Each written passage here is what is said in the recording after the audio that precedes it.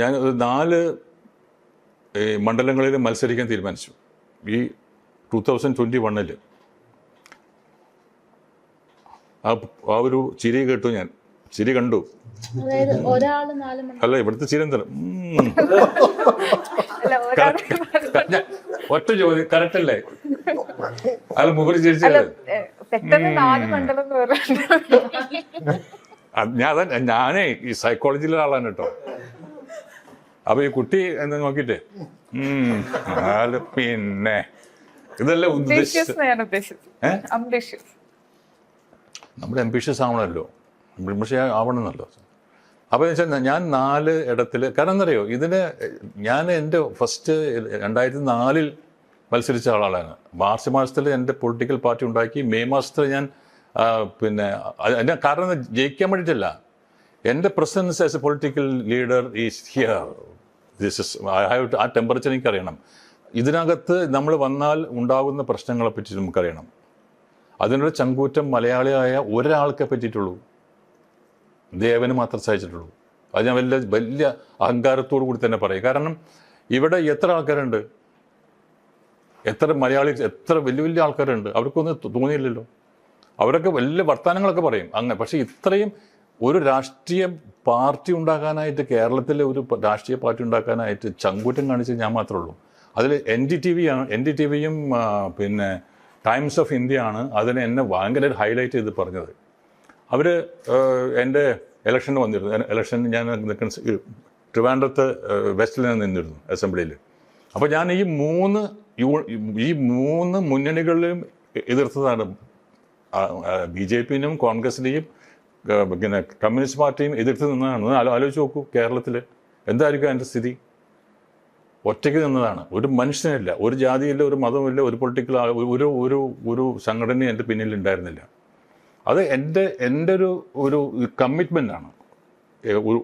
ഞാൻ ജനങ്ങളോട് ചെയ്യുന്ന ഒരു കമ്മിറ്റ്മെൻ്റാണ്. അത് എന്ത് സംഭവിക്കുന്നത് എനിക്കറിയില്ല. എൻ്റെ പേരിൽ അറസ്റ്റ് വാറണ്ട് ഉണ്ടായിരുന്നു, ശാരീരികമായ ആക്രമണങ്ങൾ ഉണ്ടായിരുന്നു, എൻ്റെ ഓഫീസ് തീ വെച്ചു, പോസ്റ്റേഴ്സ് തീ വെച്ചു. രാത്രി 12 മണിക്ക് രാത്രി ഞാൻ വണ്ടി ഓടിക്കുമ്പോൾ തടഞ്ഞു നിർത്തി എന്നെ വടിവാൾ കൊണ്ട് ആക്രമിച്ചു.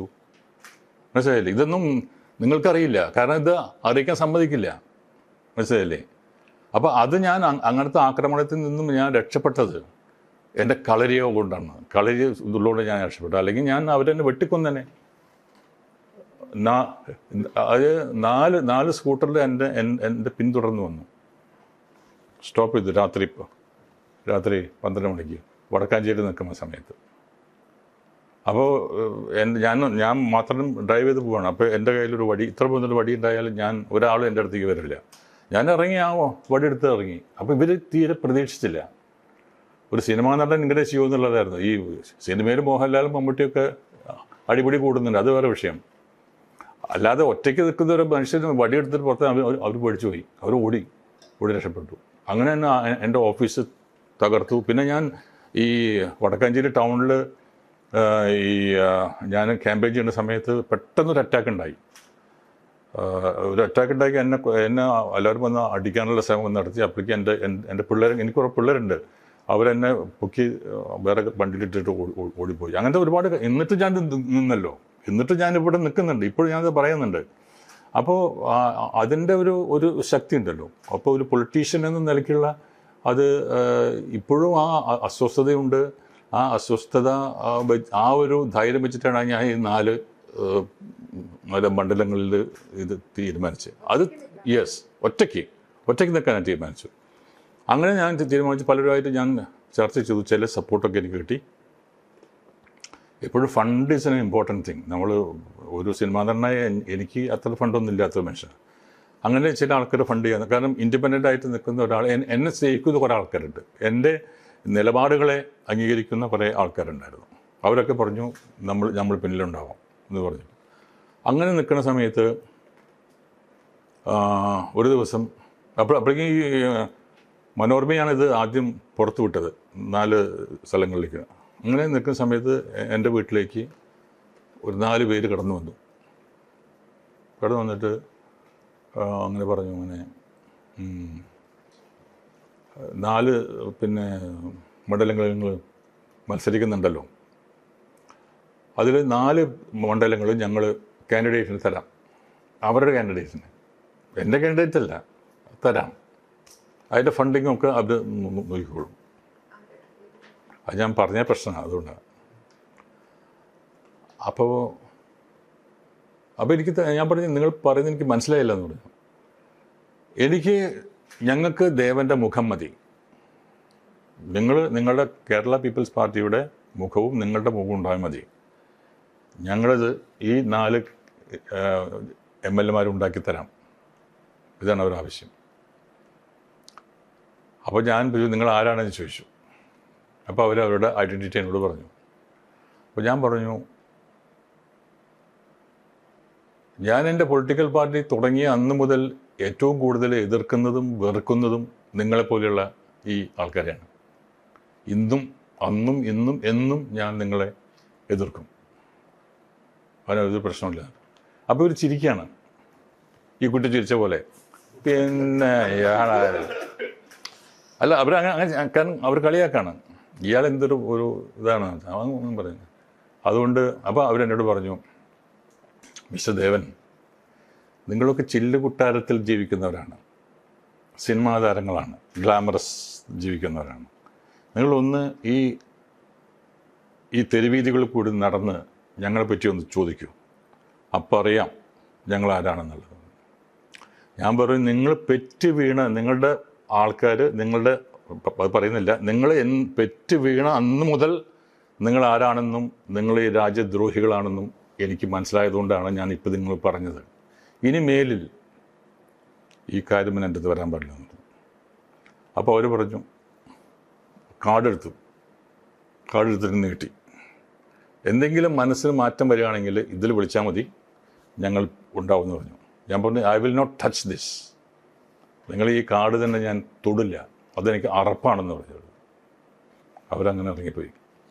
അപ്പോഴാണ് എനിക്ക് ബോധ്യപ്പെട്ടത്, നമ്മുടെ കേരളം എന്ന ആ ഒരു സംസ്ഥാനം അതായത് ഇത്രയും മനോഹരമായ സംസ്ഥാനത്ത് നടക്കുന്നതെന്ന് ആലോചിച്ച് നോക്കൂ. എന്നെപ്പോലെയുള്ള രാഷ്ട്രീയമായിട്ട് അറിഞ്ഞ് പഠിച്ചു വന്ന എൻ്റെ മുഖത്ത് നോക്കിയിട്ട് പറയാനുള്ള ധൈര്യം ഉണ്ടാവുമെങ്കിൽ അടുത്ത ദിവസം എന്തായിരിക്കും നമ്മുടെ സ്ഥിതി? പറയുന്ന പോലെ റിസ്ക് എടുക്കുന്നു, ആക്രമിക്കപ്പെടുന്നു. സാറിന് പറഞ്ഞൊരു കുടുംബം ഉണ്ടല്ലോ, സക്സസ്ഫുൾ നടൻ, പ്രൊഡ്യൂസർ, 4 ലാംഗ്വേജിൽ. ഈ ഫാമിലി, വൈഫ്, കിഡ്സ്, ഇവരാരും ഇത് എതിർക്കുമോ ഒന്നും ഒരിക്കലും ഈ രാഷ്ട്രീയത്തിന്? You are A successful actor, എന്തിന് ഇതിനു വേണ്ടി ഇറങ്ങിത്തിരിക്കും? അങ്ങനെ അവർ ഒരു പേഴ്സണൽ ലൈഫ്. നല്ലൊരു ചോദ്യമാണിത്. കാരണം ഞാനിങ്ങനെ ഇലക്ഷന് പോയപ്പോഴേ, എൻ്റെ ഫസ്റ്റ് ഇലക്ഷനിൽ എൻ്റെ വടക്കാഞ്ചേരി ഇലക്ഷനായിരുന്നു. അപ്പോൾ ക്യാമ്പയിൻ വെച്ച് ഞാനും കുറച്ച് പിള്ളേരൊക്കെ ആയിട്ട് അങ്ങനെ വിയർത്തൊലിച്ച് ഓരോ വീടുകളിലും നടന്നിട്ടാണ് ഞാൻ പോകുന്നത്. എല്ലാ സ്ഥലങ്ങളിലും പോയി വലിയ ഇങ്ങനെ വരുന്ന സമയത്ത് ഒരു ദിവസം അങ്ങനെ ഒരു 5-8 ദിവസം കഴിഞ്ഞു. ഞാനങ്ങനെ ക്ഷീണിച്ച് വയർത്ത് ഞാൻ എല്ലാം തുലിയൊക്കെയായി, ഭക്ഷണം ഇല്ലാത്തതുകൊണ്ട് അങ്ങനെ. എന്നിട്ട് അന്ന് രാത്രി ഞാൻ വീട്ടിലേക്ക് കയറി വരുമ്പോൾ എൻ്റെ ഭാര്യ എന്നെ കണ്ടിട്ട് കരഞ്ഞു. അവൾ കരഞ്ഞു. അപ്പോൾ എനിക്ക് വിഷമമായി. ഞാൻ പറഞ്ഞു, എന്തിനു നീ കരയെന്ന് ചോദിച്ചു. അപ്പോൾ അവൾ എന്നോട് ചോദ്യം ചോദിച്ചു. ഈ ചോദ്യമാണ് ചോദിച്ചത്, നിങ്ങൾ നല്ലൊരു നടനാണ്, നിങ്ങൾ ആവശ്യമുള്ള പണം ഉണ്ടാക്കിയിട്ടുണ്ട്, ഒരു മകളേ ഉള്ളൂ, അപ്പോൾ ആ കുട്ടിയുടെ കാര്യങ്ങളൊക്കെ നോക്കാനുള്ള പണം നമുക്കുണ്ട്, പിന്നെ എന്തിനാണ് ഇതിനിങ്ങനെ പോകുന്നതെന്ന് ചോദിച്ചു. അപ്പോൾ ഞാൻ പറഞ്ഞത്, അത് എനിക്ക് മാത്രം പോരല്ലോ. ആരണ്യകത്തിൻ്റെ ചോദ്യമാണ്. ഇതാണ് എൻ്റെ ആൻസർ. അങ്ങ് ചോദിച്ചല്ലോ, അതിൻ്റെ ആൻസർ ഇതാണ്, എനിക്ക് മാത്രം പോരല്ലോ എന്നുള്ളതാണ്. അതാണ് എൻ്റെ ആശയം. അല്ലെങ്കിൽ എനിക്കൊരു ആവശ്യമുണ്ടോ? എനിക്ക് ഒരു ആവശ്യമില്ല. ഒരു പേഴ്സണൽ ചോദ്യം ചോദിക്കും. ഈ കല്യാണം കഴിച്ചത് സ്വന്തം മുറപ്പെണ്ണിനെ തന്നെ. അതെ. റീസെന്റ് അല്ലേ, 2-3 വർഷം. അത് ഒന്ന് എക്സ്പ്ലെയിൻ ചെയ്യാമോ? ആ ഒരു വൈഫായിട്ടുള്ളതെന്ന് വെച്ചാൽ വളരെ വൈകാരികമായിട്ട്. കാരണം അവളെൻ്റെ അമ്മാവിൻ്റെ മകളാണ്. അപ്പോൾ ഞങ്ങൾ തമ്മിൽ അങ്ങനെ ഒരു ബന്ധം അല്ലെങ്കിൽ ഒരു പ്രേമമോ അല്ലെങ്കിൽ അങ്ങനെ ഒന്നും ഉണ്ടായിട്ടില്ല. അതിന് കാരണം എന്ന് വെച്ചാൽ എൻ്റെ അമ്മാവൻ എൻ്റെ അമ്മോട് പറഞ്ഞു, നമ്മുടെ സുമയെ നമുക്ക് അവനെ കൊണ്ട് കെട്ടിക്കണം എന്ന് പറഞ്ഞു. അമ്മയ്ക്ക് വലിയ ഭയങ്കര താല്പര്യമായി. പിന്നെ അത് നമുക്ക് ചെയ്യിക്കാമല്ലോ എന്ന് പറഞ്ഞ് അമ്മ ഓടി നടക്കാണ്, ഭയങ്കര ഹാപ്പിയായി. അച്ഛനും വളരെ ഹാപ്പിയായി. അപ്പോൾ ഞാനന്ന് ചെന്നൈയിലാണ്.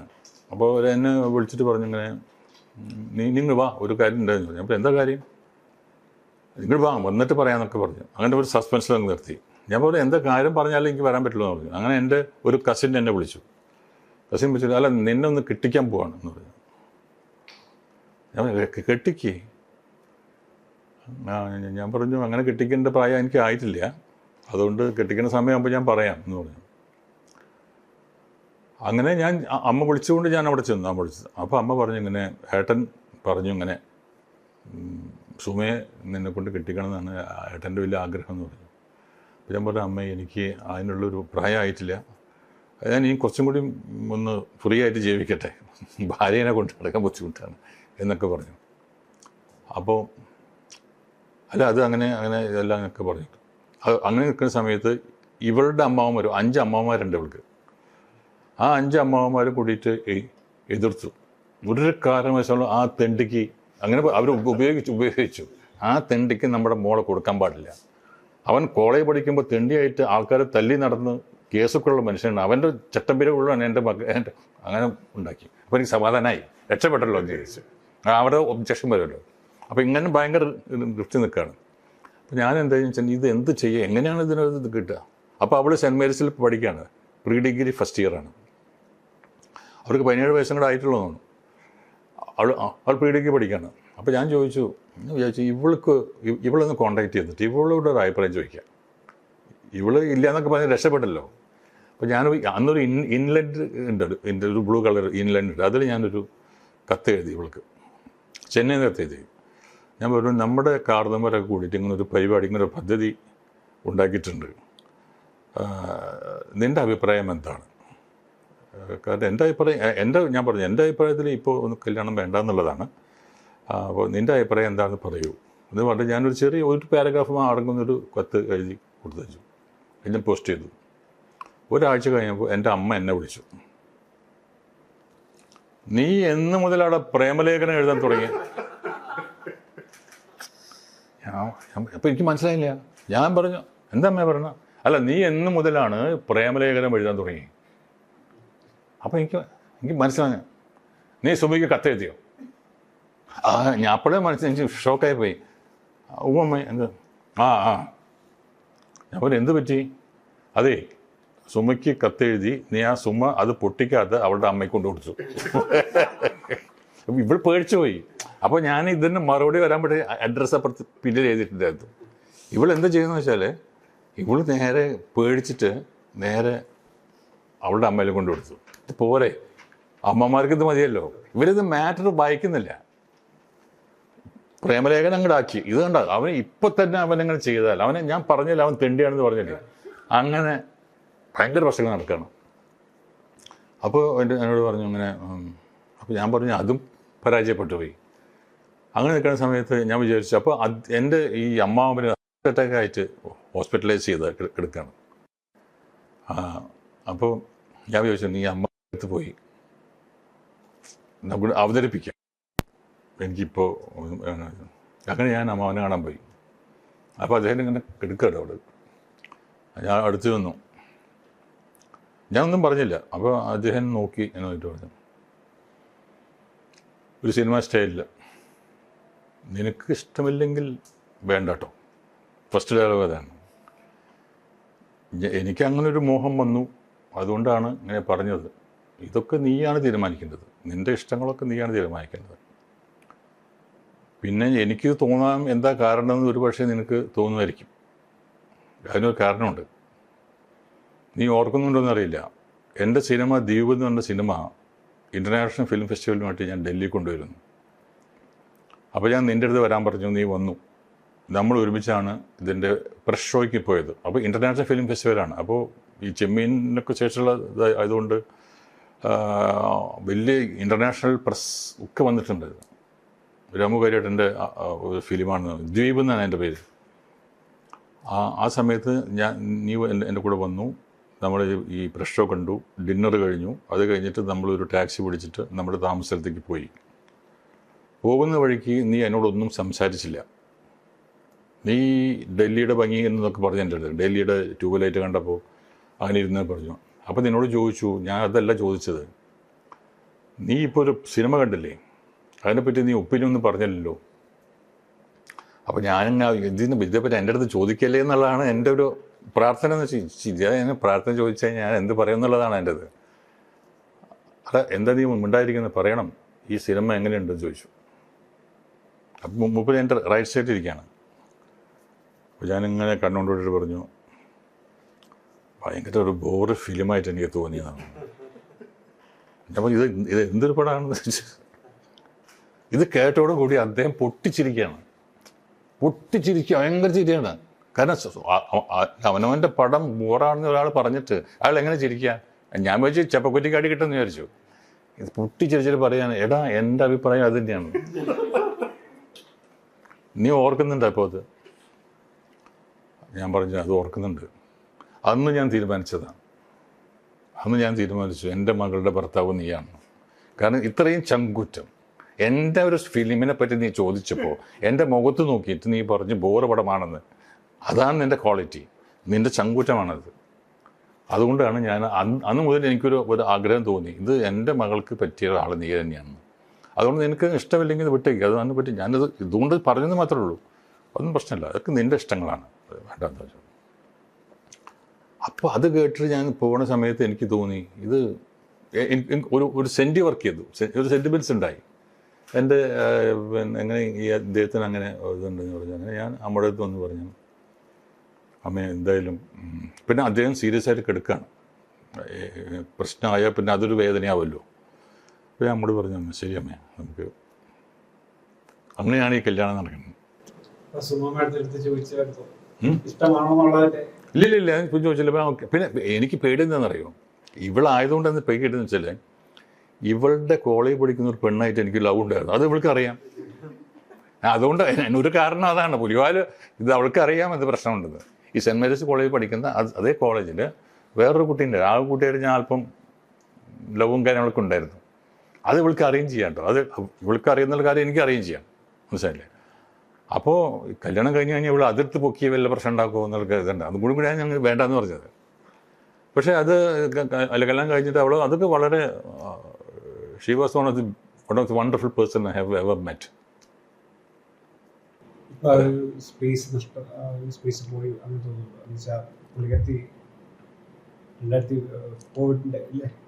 അല്ല കോവിഡിലല്ല, അവൾക്ക് പെട്ടെന്ന് ഈ ഐസ്ക്രീമിൻ്റെ അലർജി വന്നു പെട്ടെന്ന്.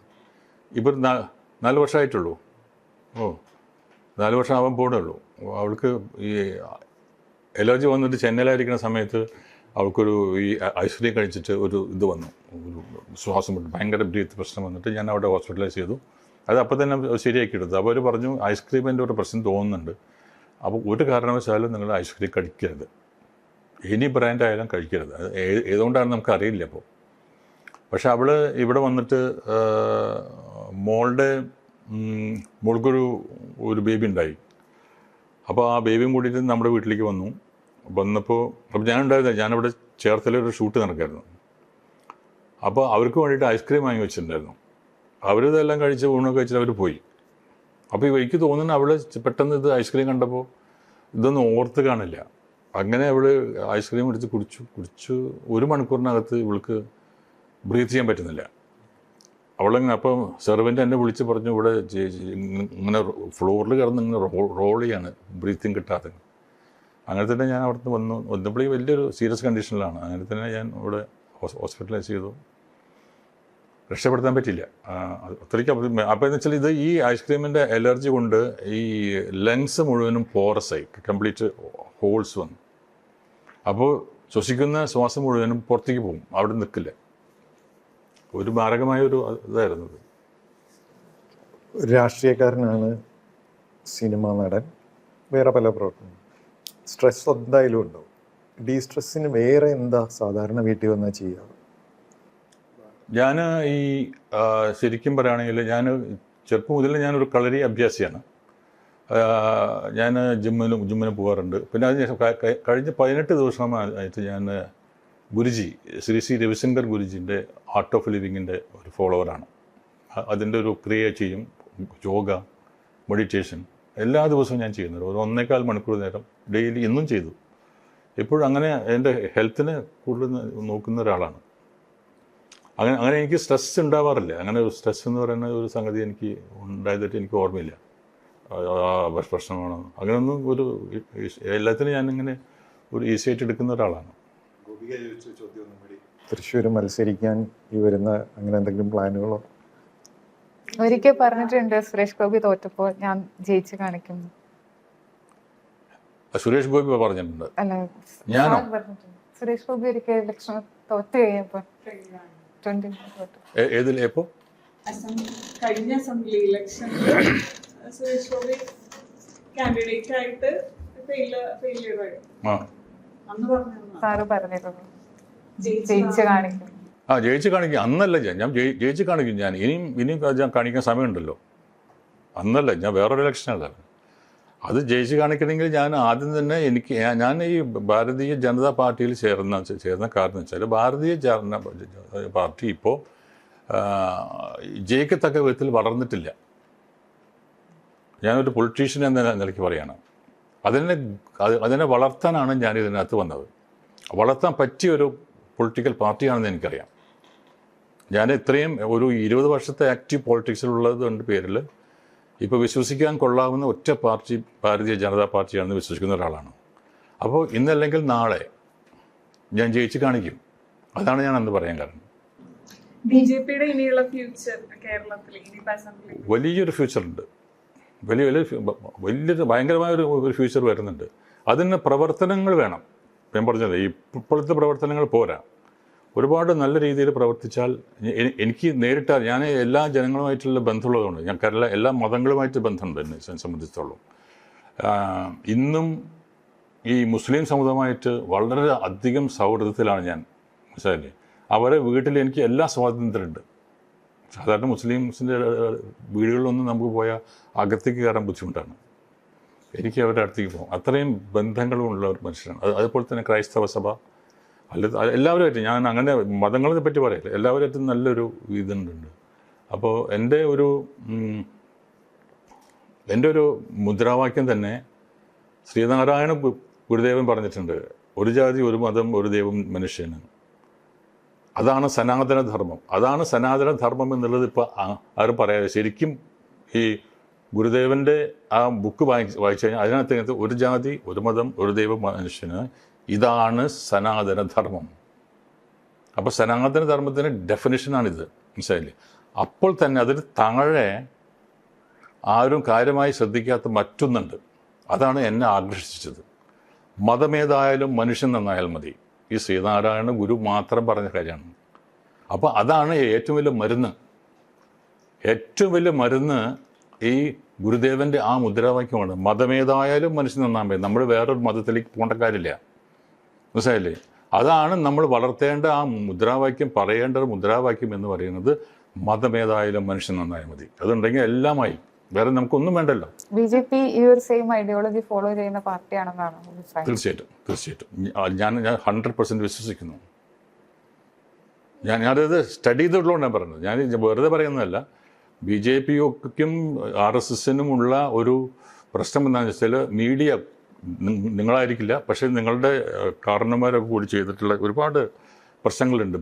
BJP-നെ പറ്റിയും അല്ലെങ്കിൽ RSSനെ പറ്റിയിട്ടുള്ള ഒരു റോങ് ഒരു നെറേഷനാണ് ജനങ്ങൾക്ക് കിട്ടിയിട്ടുള്ളത്. അപ്പോൾ ഞാനിതിനെപ്പറ്റി BJP-നെ പറ്റിയിട്ട് അല്ല RSSനെ പറ്റിയിട്ട് ഒരുപാട് സ്റ്റഡി ചെയ്തതാണ്. എന്തുകൊണ്ടാണ് അങ്ങനെ പറയുന്നത്, എന്തുകൊണ്ടാണ് മീഡിയ എങ്ങനെ പറയുന്നത്, അതായത് എന്തുകൊണ്ടാണ് മറ്റ് പാർട്ടികൾ BJP-നെ തോൽപ്പിക്കണം, അതിനുവേണ്ടി ഞങ്ങൾ ഇങ്ങോട്ട് ചാടും, BJP-നെ തോൽപ്പിക്കണം, അതുകൊണ്ട് ഞങ്ങൾ അങ്ങോട്ട് വരും. ഞാൻ ചോദിക്കുന്നുണ്ട്, എന്തുകൊണ്ടാണ് നിങ്ങൾ BJP-നെ എതിർക്കുന്നത്? ഞാൻ പറഞ്ഞു, നിങ്ങൾക്ക് BJP എന്തുകൊണ്ടാണ് നിങ്ങൾക്ക് ശത്രുത ഉണ്ടാവുന്നത്? ഞാൻ ചോദിച്ച് ഇതുവരെ ഒരു ആളും എൻ്റെ അടുത്ത്, ഒരു ഓപ്പോസിഷൻ ലീഡറും എൻ്റെ അടുത്ത് മറുപടി പറഞ്ഞിട്ടില്ല, മറുപടി കഴിഞ്ഞിട്ടില്ല. അവർ പറയട്ടെ. ഞാൻ പറഞ്ഞു, അങ്ങനെ ഞങ്ങൾ തെറ്റ് ചെയ്തിട്ടുണ്ടെങ്കിൽ ഞങ്ങൾ മാപ്പ് ചോദിക്കാൻ തയ്യാറാണ്. പറഞ്ഞിട്ടില്ല. ഈ ആർഗ്യുമെൻറ്റ്സ് വരുമല്ലോ. ഞാൻ ചോദിച്ചു, നിങ്ങൾ BJP ഇവിടെ വളരരുത്, BJP വളരാതിരിക്കാൻ വേണ്ടിയിട്ടാണ് ഞങ്ങൾ ചെയ്യുന്നത്, പല മീഡിയക്കാരും പറയുന്നുണ്ടല്ലോ. ഞാൻ ചോദിക്കുന്നൊരു ചോദ്യമുണ്ട്, എന്ത് തെറ്റാണ് BJP അന്യമതക്കാരോട് ചെയ്തത്? Answer me, I will answer you. പല വലിയ വലിയ ആൾക്കാരുടെ അടുത്തും വലിയ വലിയ മാധ്യമപ്രവർത്തകന്മാരുടെ അടുത്തും പറഞ്ഞിട്ടുണ്ട്. ചില മാധ്യമപ്രവർത്തകന്മാർ എൻ്റെ റൂമിൽ നിന്ന് ഇറങ്ങിപ്പോയിട്ടുണ്ട്. ആൻസർ ഇല്ല. ഞാൻ പറഞ്ഞു ആൻസർ പറഞ്ഞിട്ട് പോകാൻ പറഞ്ഞു. അത് അങ്ങനെയല്ല അങ്ങനെയെന്ന് പറഞ്ഞിട്ട് പോയി. അപ്പം എൻ്റെ അർത്ഥം എന്താണ്? ആൻസർ ഇല്ല എന്ന് പറഞ്ഞു. അപ്പം ഞാൻ വിശ്വസിക്കുന്നു, ഞാൻ പറഞ്ഞിട്ട് ഏറ്റവും കൂടുതൽ തെറ്റിദ്ധരിക്കപ്പെട്ട ഒരു സംഘടനയാണ് RSS. കാരണം കഴിഞ്ഞ ഒരു 2014 ഞാനൊരു പ്രസംഗം മോഹൻ ഭഗവത്ജിയുടെ കേട്ടിട്ടുണ്ട്. ഡൽഹിയിൽ വലിയൊരു സമ്മേളനത്തിൽ അദ്ദേഹം പറഞ്ഞതെന്ന് വെച്ചാൽ, a Hindu who wants to send out all the other religion from India is not a Hindu. ആരാ പറയണമെന്നറിയോ? RSSൻ്റെ ഏറ്റവും മുതിർന്ന നേതാവ് പറഞ്ഞാണത്. A Hindu who wants to get out all these religion from India is not a Hindu. പ്രാക്ടിക്കലായിട്ട് പല സ്ഥലങ്ങളിലും അങ്ങനെ ഒരു ഫിയർ സൈക്കോസിസ് ഒക്കെ ഇല്ലേ? എന്തെങ്കിലുമൊക്കെ എതിർത്ത് പറഞ്ഞു കഴിഞ്ഞാൽ ഇൻഫിൽട്രേറ്റേഴ്സ് എന്നുള്ള വാക്കുകൾ പറയുന്നു, ആന്റി നാഷണൽ. അല്ല, അത് നിങ്ങൾ കാണുന്ന ആരാണ്? ഒന്നോ രണ്ടോ പേരാണല്ലേ? ഒന്നോ രണ്ടോ പേരാണ് ഇത് പറയുന്നത്. ഞങ്ങൾ അപ്പോൾ അതൊന്നും BJPക്കാർ ആവണമെന്നില്ല. BJPയുടെ ലേബലിൽ ഉണ്ടാവുമായിരിക്കും, പക്ഷേ ദേ are not real BJP or real RSS. They will not say. ഏറ്റവും ലേറ്റസ്റ്റ് ആയിട്ട് ഭഗവത്ജി പറഞ്ഞൊരു കാര്യമുണ്ടല്ലോ, uniformity is not needed for unity. ഇതൊക്കെ അദ്ദേഹത്തിന് വായന്ന് വരുന്നതാണ്. Uniformity is not needed for unity. അതിൻ്റെ അർത്ഥം എന്താണ്? എല്ലാ മതങ്ങളും ഒന്നാവേണ്ട ആവശ്യമില്ല, എല്ലാ മതങ്ങളും അങ്ങനെ ആവേണ്ട ആവശ്യമില്ല. അതിനകത്തുള്ള യൂണിറ്റിക്ക് വേണ്ടിയിട്ട് യൂണിഫോമിറ്റിയുടെ ആവശ്യമില്ല എന്നാണ് അദ്ദേഹം പറയുന്നത്. It's all big statements by ഇത്. അപ്പോൾ ഞാൻ അദ്ദേഹമായിട്ടുള്ളൊരു ഒരു എനിക്ക് ഒരു മണിക്കൂർ നേരം നേരിട്ടിട്ട് 1-to-1 ഇത് ചെയ്യാൻ പറ്റിയത് അദ്ദേഹത്തിൻ്റെ അടുത്ത്. അദ്ദേഹം ഇവിടെ വന്നപ്പോൾ ഒരു 3 വർഷങ്ങൾക്ക് മുമ്പ് ഇവിടെ ഒരു സ്ഥലത്തേക്ക് അതെ ഇവിടെ വന്നപ്പോൾ, അപ്പോൾ ഞാൻ അദ്ദേഹത്തിനോട് അപ്പോൾ ഞാൻ ഈ RSSനെ പറ്റി പറഞ്ഞപ്പോൾ അദ്ദേഹം എന്നോട് പറഞ്ഞു, കുറേ കാര്യങ്ങൾ പറഞ്ഞപ്പോൾ അദ്ദേഹം പറഞ്ഞു, how are you connected with RSS എന്ന് ചോദിച്ചു. ഞാൻ പറഞ്ഞു ഞാൻ എന്നുവെച്ചാൽ മഹാഭാരതത്തിലെ ദ്രോണാചാര്യരും ഏകലവ്യനും തമ്മിലുള്ള ബന്ധമാണ് ഞാനും RSS തമ്മിലെന്ന് പറഞ്ഞു. ഞാൻ RSS അല്ല, പക്ഷേ I love RSS, I follow RSS. RSS ഒരിക്കലും they are not against any religious affiliation. ഇപ്പോൾ തെലുങ്കിലും തമിഴിലും കന്നഡയിലൊക്കെ വർക്ക് ചെയ്തിട്ടുണ്ട്. ഒന്ന് കമ്പയർ ചെയ്ത് പറയാമോ? മലയാളം ഇൻഡസ്ട്രി ബാക്കി ഇൻഡസ്ട്രീസിലും ഇപ്പോഴത്തെ ഒരു അറ്റ്മോസ്ഫിയർ എങ്ങനെയാണ്? ഇന്റേണൽ കംപ്ലയിൻറ്റ് കമ്മിറ്റി എന്താ ഒരു എക്സ്പീരിയൻസ് തോന്നിയിട്ടുള്ളത്? 4 ഭാഷ വർക്ക് ചെയ്തിട്ടുണ്ട്. മലയാള സിനിമ ഇത്രയും വർഷം ഈ കഴിഞ്ഞൊരു 10 years ഒരുപാട് ഇവോൾവ് ചെയ്യുകയും ചെയ്തു. അപ്പം ഒരു വ്യത്യാസം എന്താണ്? ഹേമ കമ്മിറ്റി പോലെ ഒരു റിപ്പോർട്ടും വന്നു. അതിനൊക്കെ ശേഷം കമ്പയർ ചെയ്യുമ്പോൾ 4 ഇൻഡസ്ട്രികളും തമ്മിൽ മലയാള ഇൻഡസ്ട്രി എങ്ങനെ? മലയാള ഇൻഡസ്ട്രി വളരെയധികം വളർന്നു കഴിഞ്ഞു, വളരെയധികം എക്സ്പോസ്ഡായി. മാത്രമല്ല കൂടുതൽ സ്പേസ് ഉണ്ട്, ആൾക്കാർക്ക് വരാനും പോകാനും ഒക്കെ ആയിട്ടുള്ള സ്പേസ് ഉണ്ട്. അപ്പോൾ അത് എപ്പോഴും ഇപ്പോൾ നമുക്ക് ഒന്നും പേടിക്കാതെ തന്നെ മലയാള സിനിമയിൽ വരാൻ പറ്റും, ആണിനായാലും പെണ്ണിനായാലും. പിന്നെ അത് ഉണ്ടെന്ന് പറയുന്നതൊക്കെ എനിക്ക് തോന്നുന്നത് അങ്ങനെ ഒന്നും നടക്കുന്നു തോന്നുന്നില്ല. അതൊക്കെ പ്രൈവറ്റായിട്ട് എന്തെങ്കിലും സംഭവിച്ചു കാണും. അല്ലാതെ ഇതിന് ഇപ്പം ആൾക്കാരുടെ ധാരണ എന്ന് വെച്ചാൽ ഞങ്ങൾ ഷൂട്ടിങ് കഴിഞ്ഞ് കഴിഞ്ഞാൽ ഉടനെ ഓരോരുത്തരും വിളിച്ച് റൂമിലേക്ക് പോകും. നോ, അങ്ങനെ നടക്കില്ല. അത് ഞാനത് തുറന്ന് പറയുകയാണ്, അങ്ങനെ ഒരിക്കലും നടക്കില്ല. പരസ്പരമായ ഇഷ്ടം കൊണ്ട് ചിലപ്പോൾ അങ്ങോട്ടും ഇങ്ങോട്ടും പോയിന്ന് വരും. അത് ഇതിനകത്തല്ല, പുറത്താണ്.